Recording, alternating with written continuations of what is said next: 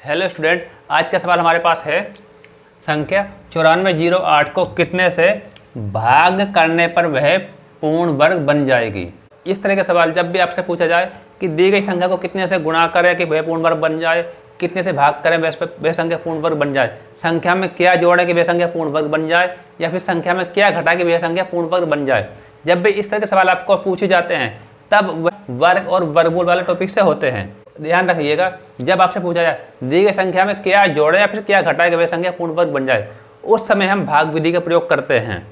लेकिन जब सवाल में पूछा जाता है कि दी गई संख्या को कितने से भाग करें या गुणा करें कि वह संख्या पूर्ण वर्ग बन जाए, समय गुणनखंड विधि का प्रयोग करते हैं। आइए जानते हैं, जब भी किसी संख्या को भाग करके पूर्ण वर्ग बनाना होता है तो उसे कैसे हल करते हैं। हम सबसे पहले यहाँ पर संख्या लिख लेते हैं 9408।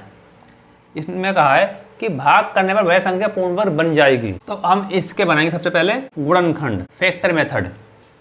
तो गुणनखंड बनाने तो आते होंगे, बहुत ही आसान होता है गुणनखंड बनाना। आइए हम इसे आगे सॉल्व करते हैं। सबसे पहले हम 2 से करेंगे इसे।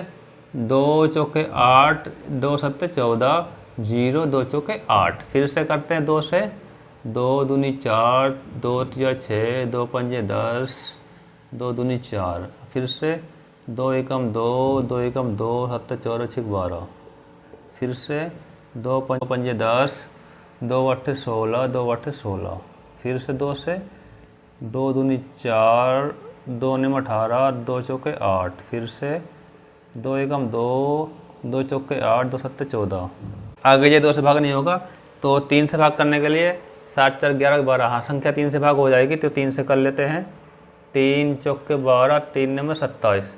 अब नहीं, अब ये जाएगी 7 से, तो 7 7 49, 7 एकम 7। पहला में इस तरह इसके गुणनखंड बना लेने हैं।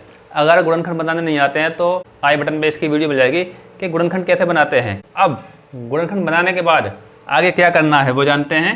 9408 लिख करके हमें ये सब लिखा हुआ है, हमें इसे इधर लिखना है इस रूप में। कितना है? 1 2 3 4 5 6। 6 तो है, 6 बार 2 है। 1 2 3 4 5 6। उसके बाद फिर 7 गुना 7। ध्यान से हमने इन सबको इस रूप में लिख लिया है। इसका मतलब है कि हम इसे गुना करेंगे तो ये आएगा। अब हमें इनका बनाना है जोड़ा, यानी कि एक जोड़ में एक ही जैसे अंक 2 होते हैं। इस ऐसा नहीं कि अगर यहाँ पर 2 दिया हुआ है और साथ में या 3 दिया हुआ है जोड़े बन जाएंगे, ऐसा कभी नहीं करना, सवाल तुम्हारा गलत हो जाएगा। जोड़े में एक ही जैसे लोग होते हैं, तो यहाँ पर ये जोड़ा हो गया है, इसका जोड़ा बन गया है, इसका जोड़ा बन गया है, ये अकेला रह गया, इसके जोड़े बन गए। ठीक है।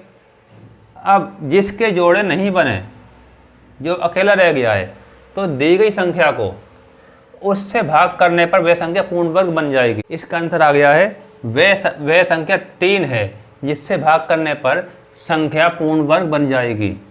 अब जब भी आपको इस तरह के सवाल दिए जाते हैं, यहाँ पर देखो, यहाँ पर ये संख्या दी गई है, अगले सवाल में आपके बुक में जो सवाल दिए गए होंगे इसकी जगह संख्या कुछ और भी दी होंगी, लेकिन तरीका यही रहेगा। और एक बात बता देता हूँ, अगर पूछा जाए कि संख्या को कितने से गुना करने पर वह संख्या पूर्ण वर्ग हो जाएगी, तो भी हम इसे 3 से ही करेंगे। गुना करने के लिए भी सेम तरीका होगा यहाँ पर, और भाग करने के लिए भी सेम ही तरीका अप्लाई होगा। मिलते हैं अब अगली वीडियो में।